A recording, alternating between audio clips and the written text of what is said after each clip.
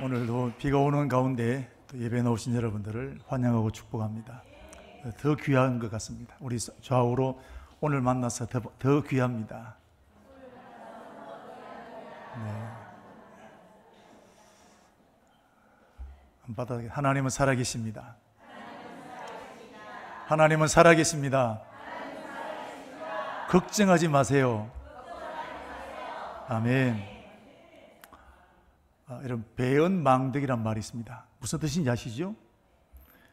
은혜를 모르고 배반했다라는 그런 뜻입니다. 방글라데시에 박천록 선교사님이 계시는데 방글라데시 선교사로 가서 10,000명이 넘는 사람에게 세례를 베풀었다고 합니다. 놀라지도 않아요, 우리는. 이게 방글라데시는 무슬림 국가거든요. 예수 믿기가 정말 어렵습니다. 목숨 걸어야 됩니다. 그런데 10,000명에게 세례를 베풀었다는 것은 한국에서 10,000명과는 전혀 다른 것입니다. 한국에서도 10,000명 세례 주기 얼마나 어렵습니까? 근데 그 선교사님이 이제 한국에서 개척교회를 섬겼을 때 그 동네에 귀신 들린 한 청년이 있었는데 그의 어머니가 이제 구슬하자. 그래서 구슬을 했다고 하면 무당을 불러다가, 그런데 구슬 한참 하는데 이 청년이 막 구판을 뒤집어 엎어본 거예요. 누가 놀랐을까요? 무당이 혼비백산을 해가지고 나 굿 못하겠다. 그래서 나가면서 저런 사람은 교회 나가세요. 무당이 전도했습니다. 그래서 이제 그 친원분하고 이제 교회를 다니니까 연락해서 그 목사님을 이제 초청해서 박천록 목사님을 초청해서 이제 신방을 받게 됩니다. 신방을 갔는데 누나도 같이 와 있었습니다. 다짐을 받았습니다. 아들을 살리고 싶습니까? 동생을 살리고 싶습니까? 그러면 예수 믿어야 됩니다. 믿을 수 있습니까? 아이고 살려만 주시면 내가 얼마든지 교회 나가지요. 그래서 기도를 시작해서 장장 8시간 동안 마귀와 치열한 전투를 하면서 8시간 만에 귀신을 쫓아내고 그 청년은 깨끗하게 되었습니다. 교회 잘 나왔습니다. 문제는 몇 달 뒤가 일어납니다. 자, 그 어머니와 누나가 아마 먹고 살기도 바쁘고 나는 교회 못 나가겠다. 배은망덕입니다. 그리고 얼마 있지 않아서 이 아들이 제발이 다시 귀신 들렸어요. 그래서 목사님을 찾아봐서 목사님 다시 한번 기도해 주십시오. 가고 싶을까요? 가기 싫을까요? 그래도 가야지요. 뭐. 가서 또 기도합니다. 근데 이번에는 아무리 기도해도 귀신이 나가지를 않습니다. 그래서 이 집에는 이 아이들을 감당할 수 없으니까 정신병원에다 입원을 시켰습니다. 그리고 목사님을 찾아와서 목사님 우리 아들 책임지십시오. 목사는 우리 아들을 망쳐놨으니까 책임지라는 겁니다. 그래서 3,000만 원 배상하라는 겁니다. 참 배은망덕입니다. 결국 목사님을 경찰서에 고소를 했어요. 그래서 목사님 구치소에 수감됐습니다. 얼마나 억울하겠습니까? 하나님 내가 뭘 잘못했습니까? 화도 나고 결국 여러 조사를 끝내고 난 다음에 이분은 무혐의로 이 목사님은 풀려나게 되었습니다. 그런데 이 억울한 일들 들어가 보니까 알겠더라는 겁니다. 거기에 자기가 들어가는 그 방에 그 깡패들이 한 12명이 있었는데 그 중에 한 사람이 예수 믿게 됐다는 겁니다. 그런데 그 사람이 하나님 우리는 예배 인도할 사람, 우리에게 말씀을 가르쳐 줄 사람이 필요합니다. 그분을 보내주십시오. 목사님을 보내주십시오. 그렇게 됐단 말이에요. 그런데 이분이 들어가게 된 거예요. 그래서 그 12명이 다 예수 믿었다는 겁니다. 아하, 이래서 나를 여기 보냈구나. 여러분, 억울한 일 만날 수 있습니다. 배은망덕한 일 만날 수 있습니다. 여러분, 거기에도 또 다른 내가 알지 못하는 하나님의 계획이 있는 줄로 믿습니다. 자, 오늘 성경을 보시면 정말 배은망덕한 일이 일어나는데 베드로와 도마와 나다나엘 세베대의 두 아들 야고보와 요한이죠. 그리고 이름 나오지 않는 두 명의 제자들이 나옵니다. 전체 몇 명일까요? 몇 명? 7명입니다. 7명의 제자들이 갈릴리 바다에 고기 잡으러 갔습니다. 왜 갔을까요? 사역하다가 너무 힘들어서 머리 식히기 위해서 낚시하러 갔을까요? 아니면 예수님께서 부활하신 다음에 막달라 마리아를 맨 먼저 만나신 다음에 제자들에게 빨리 가서 갈릴리로 오라고 얘기하라. 그래서 그 말 듣고 오게 된 것일까요? 마태복음 28장 10절 보시면 예수께서 이르시되 두려워 말라. 가서 내 형제들에게 갈릴리로 가라 하라. 이 말 듣고 온 것일까요? 아닙니다. 오늘 이 7명의 제자가 갈릴리 바닷가에 고기 잡으러 오게 된 것은 제자이기를 포기하고 옛날 직업이었던 업으로 되돌아오게 된 것입니다. 여러분, 이 제자들이 어떤 제자들입니까? 제자로 처음 부름받게 되었을 때 자기의 어부라는 직업, 배와 그물을 버려두고 예수님을 따랐던 사람입니다. 믿음 좋습니까? 안 좋습니까? 오늘 이런 사람이 어디 있겠습니까? 누가복음 5장 10절에서 11절 말씀을 보시면 같이 한번 읽어보겠습니다. 세베대의 아들로서 시몬의 동업자인 야고보와 요한도 놀랐음이라. 예수께서 시몬에게 이르시되 무서워하지 말라. 이제후로는 내가 사람을 취하리라 하시니 그들이 베드로를 육지에 대고 모든 것을 버려두고 예수를 따르니라. 모든 것을 버려두고, 고기도 그물이 찢어질 정도로 잡았습니다. 다 버려두고 내 직업, 내 재산 다 포기하고 예수님을 따랐다라는 겁니다. 여러분, 배와 그물을 버려두고 예수님을 따른다는 게 쉬운 일입니까? 쉬운 일이겠습니까? 고향을 버린다는 게 여러분 쉬운 일이겠습니까? 이들은 자신의 전부를 버리고 예수님을 따랐던 정말 믿음 좋은 사람입니다. 지금도 이런 사람 찾아보기 어렵단 말이죠. 그리고 그들은 3년 동안 예수님에게 훈련 받았습니다. 그리고 부활하신 예수님이 2번이나 만나 주셨습니다. 그때 그들은 감격했습니다. 우리 요한복음 20장 28절 보시면 도마 같은 교를 보십시오. 나의 주 나의 하나님, 감격하고 기쁨이 충만하게 되고 온 마음을 다해서 예수님은 나의 주님이시며 나의 왕이십니다 라고 고백하게 되었습니다. 그런데 이 제자들이 제자이기를 포기하고 업으로 돌아가 버리게 된 겁니다. 예수님의 제자가 12명인데 가룟 유다 한 사람 빼고 나면 11명입니다. 그러면 11명 중에 7명은 대부분 다 갔다 이 말이죠. 4명 빼고 다 가게 된 겁니다. 그런데 정말 이해가 안 되는 것은, 다른 제자들도 아예 이해가 안 되지만 정말 이해가 안 되는 것은 베드로와 야고보와 요한입니다. 이들은 제자들 중에 A그룹에 속하는 가장 선두그룹에 속했던 사람들입니다. 예수님이 가시는 곳마다 그들은 함께 했습니다. 변화산에도 함께 했고 겟세마네 동산에도 함께 했고 예수님 가시는 곳에 베드로와 야고보, 요한 이 세 사람은 늘 함께 했던 사람들입니다. 근데 그들이 업으로 돌아가 버린 겁니다. 여러분, 이 일의 주동자가 누굴까요?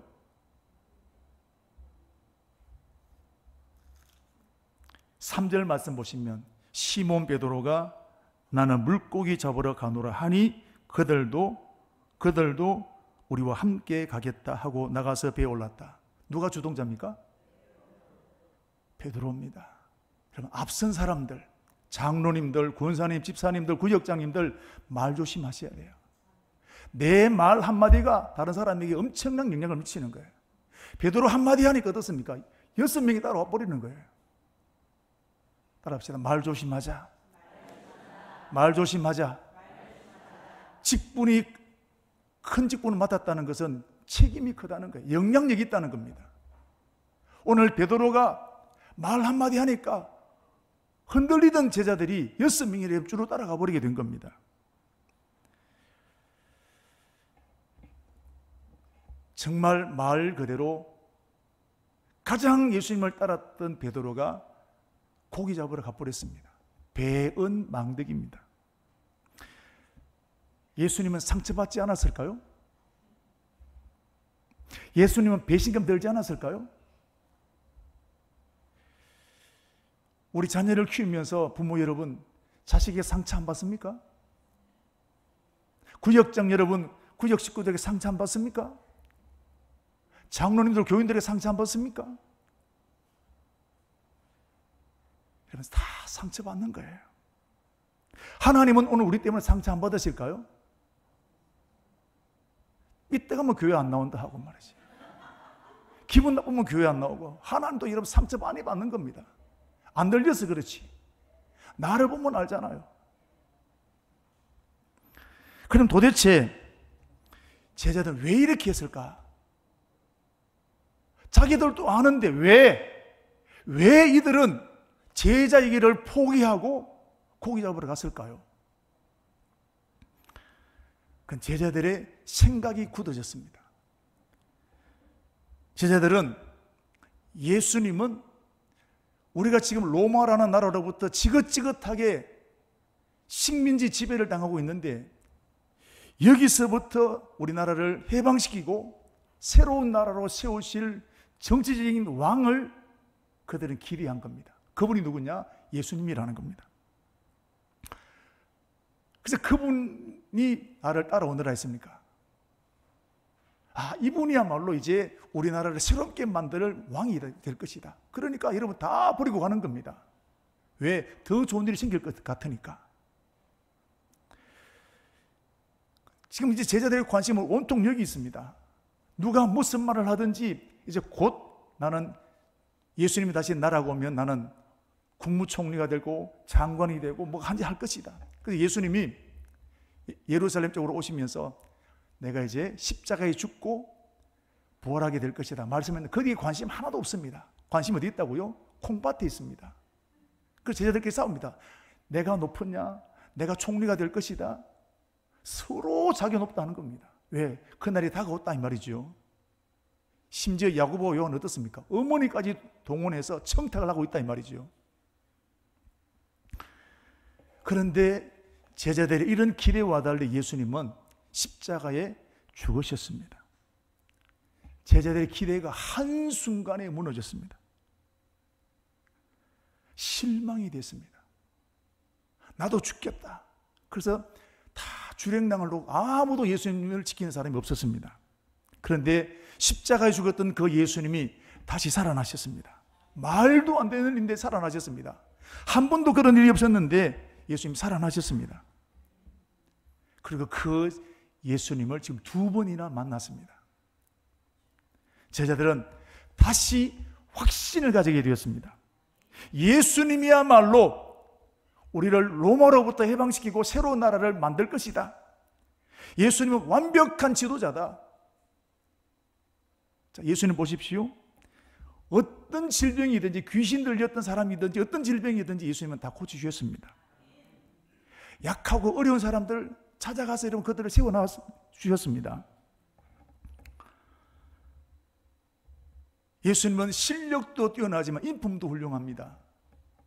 그리고 가장 결정적인 것은 그 누구도 이기지 못했던 죽음까지 이겨내고 부활하신 예수님이십니다. 이분이야말로 왕 중의 왕, 이분이야말로 우리나라의 최고의 대통령이 될 것이다라는 기대감을 가지고 있었던 것입니다. 그래서 이거 언제까지 가느냐? 사도행전 1장 6절 말씀을 보시면 예수님이 곧 성천하시게 되는데 그때 제자들이 묻는 내용이 뭡니까? 1장 6절 말씀을 보시면 이스라엘 나라를 회복하심이 이때입니까? 이스라엘 나라를 로마로부터 해방시킬 날이 이때입니까? 그때까지 여전히 지금 이 제자들은 그 꿈을 꾸고 있다 이 말씀입니다. 마귀는 우리의 영적인 눈을 어둡게 만들어서 예수님을 보지 못하게 만듭니다. 오늘 우리의 초점은 예수님으로 봐야 되는 겁니다. 근데 마귀는 예수님 못 보게 만드는 겁니다. 엠마오로 가는 두 제자를 보십시오. 예수님과 함께 25리를 걸어가고 대화의 주제가 부활을 얘기하고 있습니다. 그럼에도 불구하고 자기 옆에서 함께 있는 그분이 예수님인 걸 못 알아보는 겁니다. 왜? 영적인 눈이 막힌 거거든요. 오늘도 마귀는 돈의 눈이 어둡게 해서 예수님을 보지 못하게 합니다. 상처받아서 예수님을 보지 못하게 만듭니다. 누구 꼴 보기 싫어서 교회 나오기 싫어합니다. 오늘 기분 나빠서 교회 안 나온 사람 있을까요? 없을까요?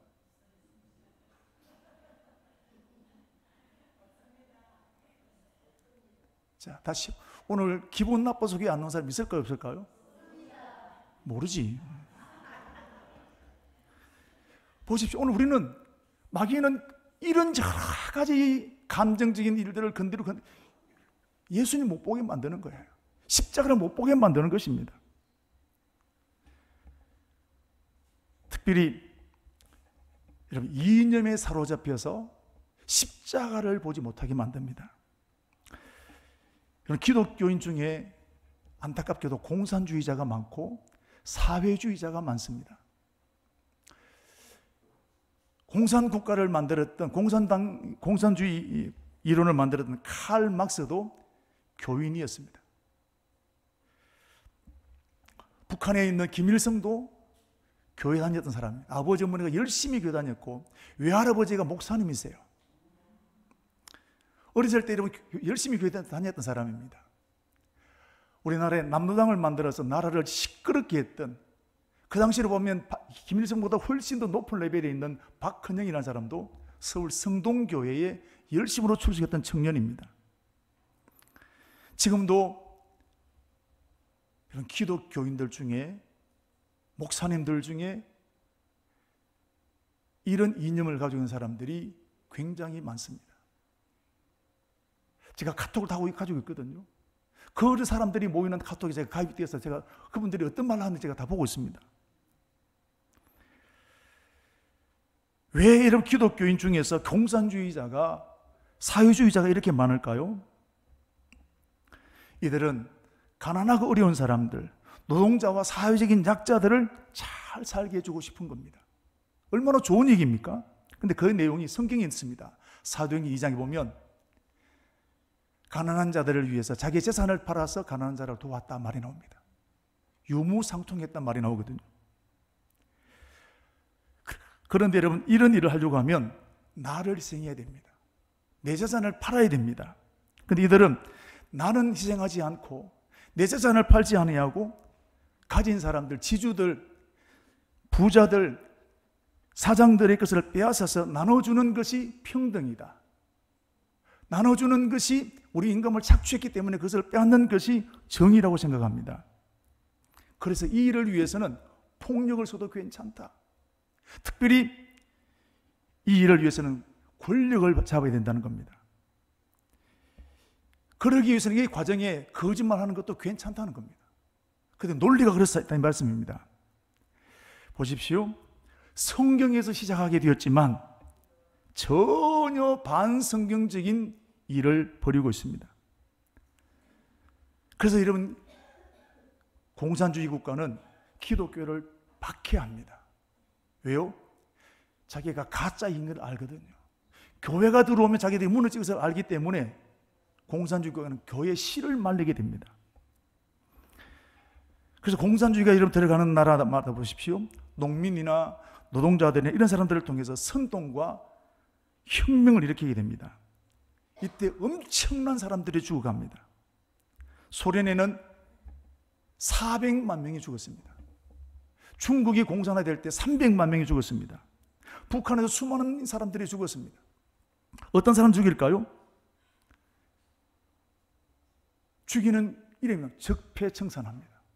부정부패 잘라내겠다는 겁니다. 어떤 사람 죽이느냐? 안경 낀 사람 죽입니다. 조심하셔야 돼요. 살이 찐 사람 죽입니다. 배 나온 사람 죽입니다. 대머리를 죽입니다. 왜요? 이 사람들이 부자다라는 거예요.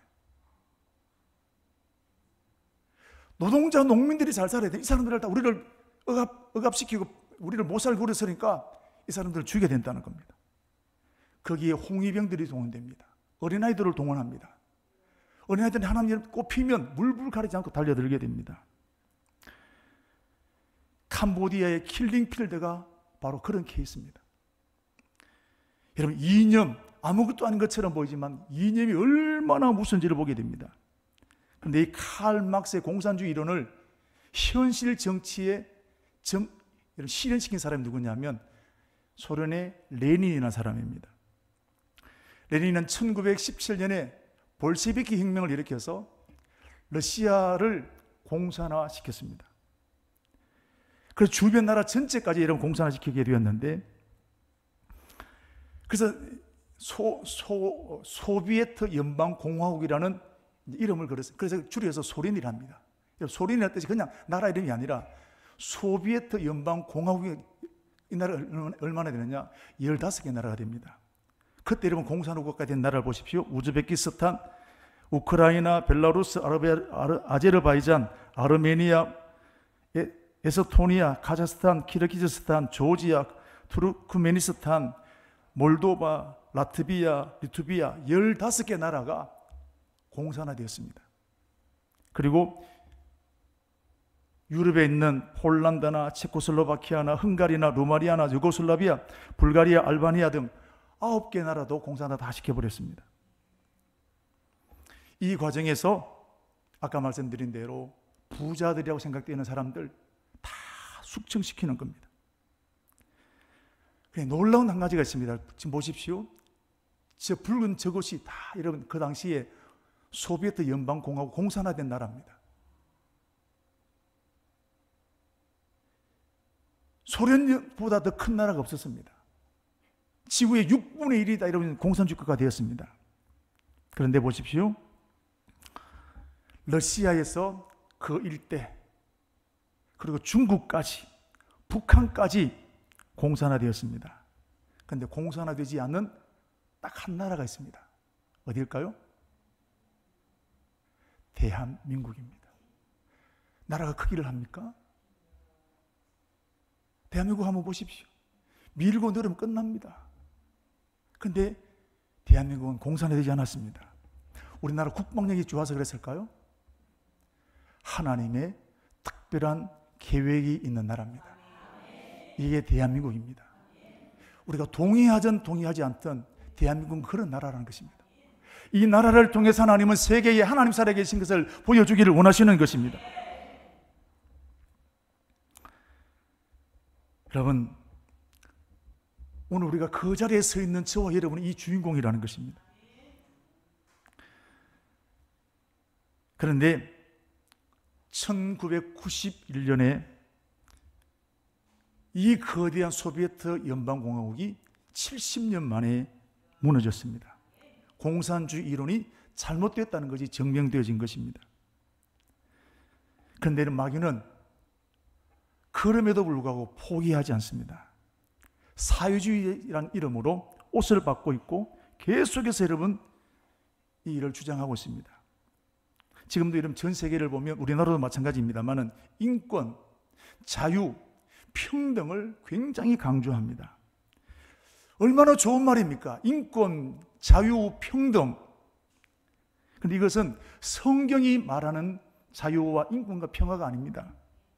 거짓 인권, 평화, 자유를 말하는 것인데, 이것은 어디서부터 시작됐느냐? 1789년 프랑스 혁명이 있었습니다.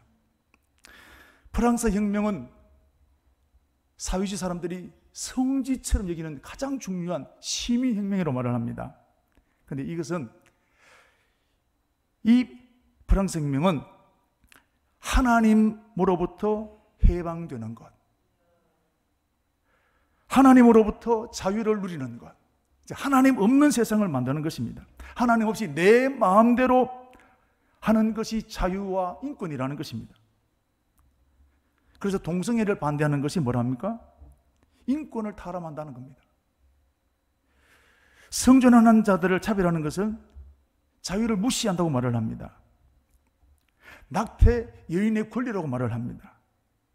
그런데 지금 이런 사상과 이런 이념이 전 세계에 큰 줄기가 되어 있다는 사실입니다. 지난 3월 4일 토요일에도 금요일에도 말씀을 드린 것처럼 프랑스 의회에서는 세계 최초로 프랑스 의회에서는 낙태를 죄가 아니다라고 이름 통과시켰습니다. 지난 3월 31일 부활절에는 미국에 있는 바이든 대통령이 그날이 부활절입니다. 부활절에 우리는 부활절로 지켰는데 트랜스젠더의 날, 성전환하는 사람들의 날로 선포하게 되었습니다. 그럴 때 여러분 전 세계가 뭐 할까요? 잘못했다 이러면 그랬을까요? 박수로 보내는 겁니다. 잘했다는 겁니다. 이게 오늘 세계에 흘러가고 있는 사상의 큰 흐름이라는 겁니다. 지금 세계는 이념 전쟁에 있습니다. 지금 대한민국도 이 이념 전쟁이 굉장히 뜨겁습니다. 마귀는 이렇게 잘못된 사상과 이념을 통해서 하나님을 보는 눈을 가려버리게 되는 것입니다. 여러분, 지금 세계는 거대한 영적 전쟁에 속해 있다는 사실입니다. 그러므로 한국 교회가 중요한 겁니다. 오늘 우리 교회가 서 있는 이 자리가 굉장히 중요한 줄로 믿습니다.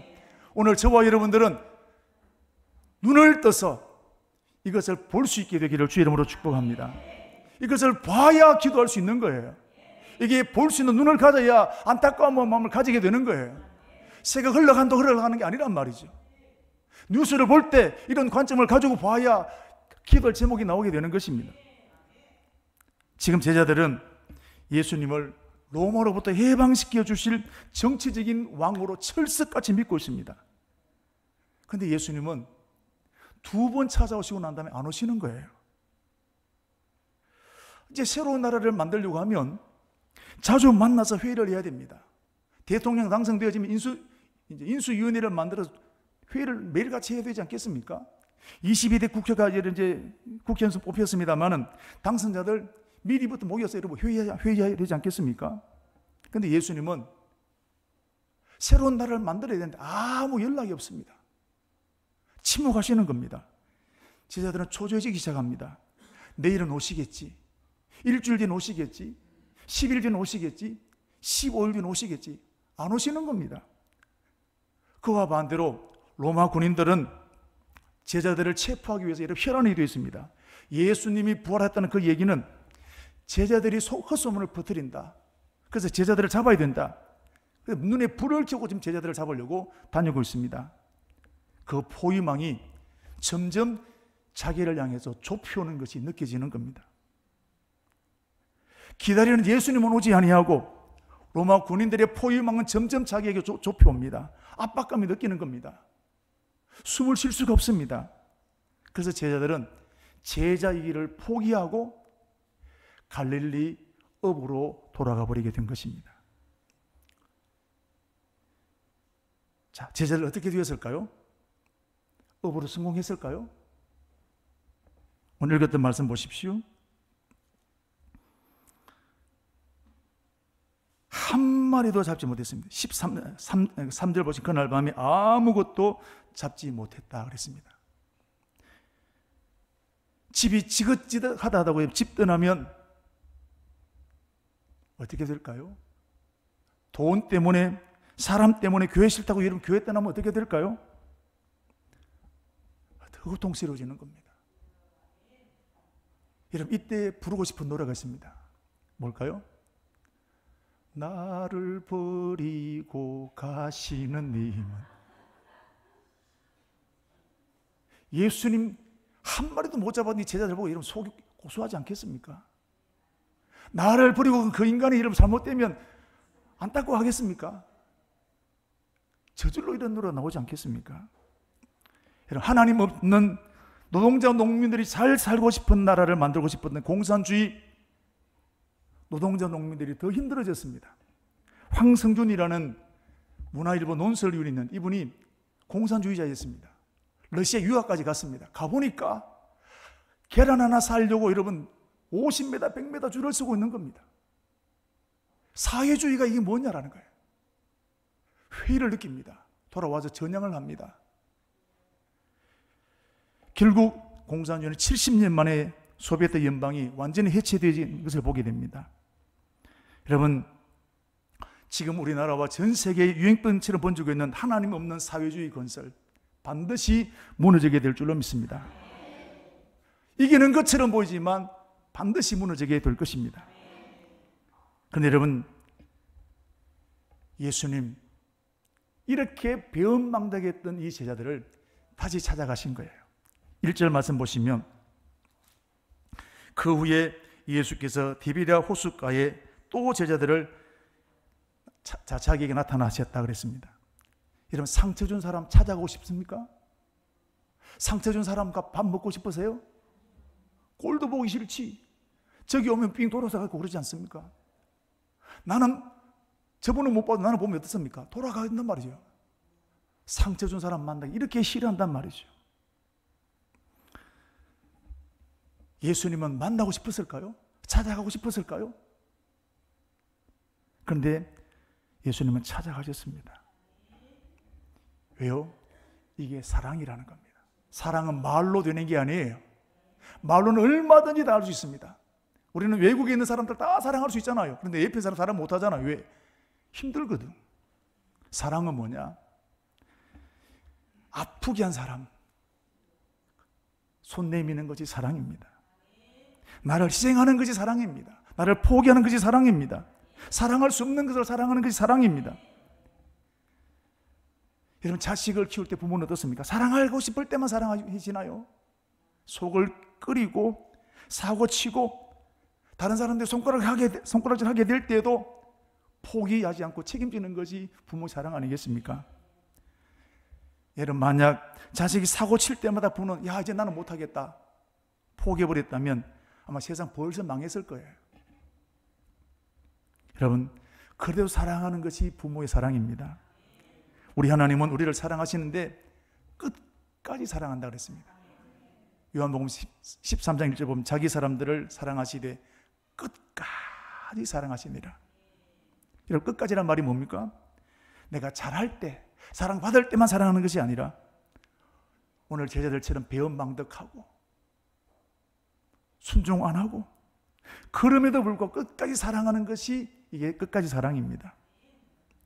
만약 우리가 잘못했을 때 주님 우리를 다 잘라냈다면 오늘 여기 앉아있을 사람이 누가 있겠습니까? 여러분, 하나님은 내가 하나님을 떠나지 아니하면 절대로 나를 버리지 않습니다. 심지어 내가 하나님이 싫다고 떠나버렸지만 하나님은 여전히 나를 기다리고 계신 분이 하나님이신 줄로 믿습니다. 그래서 오늘 제자들 찾아오신 거예요. 찾아오셔서 뭐 하셨습니까? 야, 이 자식들아, 왜 도망갔냐? 그때 왜 내 돈 떼먹고 왜 도망갔냐? 그러지 않겠습니까, 우리는? 근데 예수님 뭐라 하셨습니까? 그물을 배 오른편에 던져라. 그러니까 그물이 찢어질 정도로 배가 고기가 잡혔습니다. 이 모습 어디서 많이 본 모습 아니신가요? 언제 모습이죠? 처음 예수님이 제자로 불러내셨을 때 모습입니다. 요한복음 누가복음 5장 4절에서 6절을 읽는 말씀 보시면 시몬 베드로에게 이르시되 깊은 데로 가서 그물을 내려 고기를 잡아라. 시몬 베드로가 대답하여 이르되 선생님, 우리들이 밤이 새도록 수고하였을 잡은 것이 없지만은 말씀에 의지해 내가 그물을 내리리이다 하고 그렇게 하니 고기를 잡은 것이 힘이 많아 그물이 찢어지는지라. 오늘 지금 사건은 3년 전에 처음 제자로 부르실 때 그 사건, 그 바다에서 일어났던 똑같은 사건입니다. 예수님 왜 이렇게 하셨을까요? 다시 제자로 부르신다는 거예요. 할렐루야. 배은망덕한 이런 사람들을 다시 제자로 부르시겠다는 거예요. 실패해서 너덜너덜했던, 누구도 거들떠보지 않은 이 완전히 망했던, 배은망덕했던 이 제자들을 다시 제자로 세우시겠다는 것입니다. 그리고 더 중요한 말씀, 식사 후에 하셨습니다. 네가 나를 사랑하느냐? 여러분, 이렇게 물으신 이유가 뭘까요? 책망하기 위한 게 아닙니다. 나는 너를 여전히 사랑하는데 너도 나를 사랑하느냐, 이 말입니다. 베드로가 감격해서 묻습니다. 내가 주님을 사랑합니다. 그때 주님 하신 말씀이 뭡니까? 내 양을 먹이라. 여러분, 이게 무슨 말씀입니까? 다시 이 제자들을 제자로 세우시겠다는 것입니다. 다시 제자로 회복시키시겠다는 것입니다. 왜 3번 하셨습니까? 베드로가 3번 부인했거든요. 완전한 회복을 말하시는 것입니다. 적당히 하는 그 완전한 회복을 오늘 주님은 실패했던, 배은망덕했던 그 제자들에게 회복시켜 놓으신 분이 주님이시라는 사실입니다. 이 제자들, 오늘 주님은 제자들과 같은 저와 여러분을 찾아오셔서 회복시키기를 원하십니다. 이 제자들 어떻게 되었을까요? 오순절 마가의 다락방에서 성령 충만을 받고 난 다음에 영적인 눈이 열렸습니다. 예수님은 이스라엘 나라를 로마로부터 해방시킬 정치적인 왕이 아니라 온 인류를 구원할 왕 중의 왕이시요 메시아이신 것을 그들은 그때서 깨닫게 된 것입니다. 그래서 그 일을 위해서 자신의 생명을 바치면서 순교자가 되어지는 귀한 일들을 감당하게 된 것입니다. 그럴 때 영적인 눈이 열리게 된 것입니다.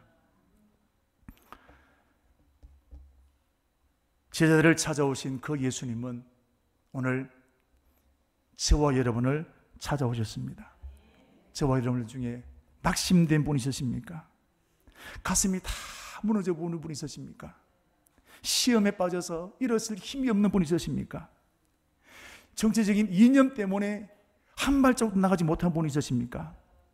어느 길로 가야 할지 내 마음이 혼란스러운 분 있으십니까? 바로 이런 저와 여러분을 찾아오셨습니다. 베드로의 고백, 내가 주님을 사랑합니다. 이 고백이 저와 여러분의 고백이 되기를 축복합니다.